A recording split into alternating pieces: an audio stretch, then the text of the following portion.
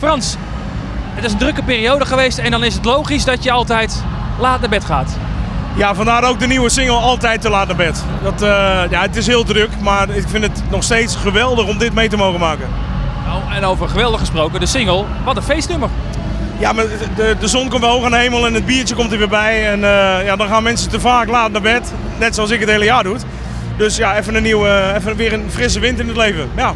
Mensen hebben de afgelopen periode behoorlijk in de keuken kunnen kijken van Frans Duits. Dat klopt, dat klopt. De Real Life Soap is nu voor het laatst geweest, afgelopen woensdag. We hebben 5 afleveringen gehad, we hebben ruim 1 miljoen mensen gekeken per week. Ja, ik ben koning te rijk. Ik heb hele goede reacties gelukkig. Dus ik voel mij helemaal happy. Nou had je jezelf vast al eens gezien in videoclipjes op tv, maar hoe is het dan om jezelf in een Real Life Soap elke week weer te zien? 's Morgens wakker worden vond ik niet alles, eerlijk gezegd.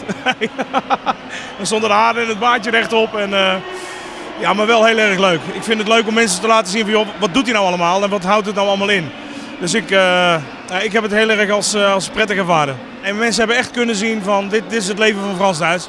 En natuurlijk dealsconstructies en zo, ja, dat hebben we eruit gelaten. Maar wel de aanloop er naartoe en het werk maken en optredens doen en allerlei leuke dingen.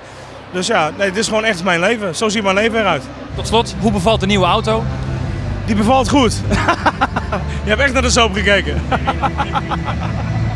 Nee, hij bevalt goed. Ja, hij rijdt lekker. Ja. Nou ja, de clichévraag die ik dan elke keer stel, dat zijn veel kilometers. Hoeveel staat er al op? Er staat nu iets van 19.000 kilometer op al.